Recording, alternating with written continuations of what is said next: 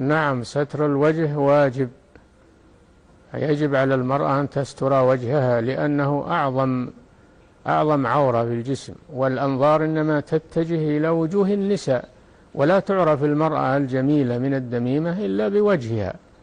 وتغزل الشعراء إنما يكون في وجوه النساء كما هو معروف.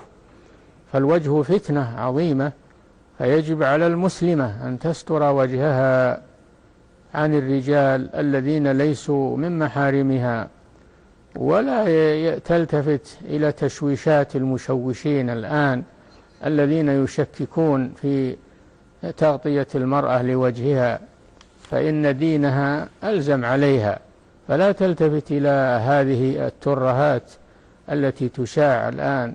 تغطية الوجه فيها خلاف، فيها كذا فيها كذا، ويريدون بذلك أن المرأة تكون باذلة لزينتها أو تجالس الرجال وهي متزينة في وجهها ومتكحلة، وهذا سبيل إلى ضياع العفة، وسبيل إلى التساهل في عفة النساء وكرامة النساء.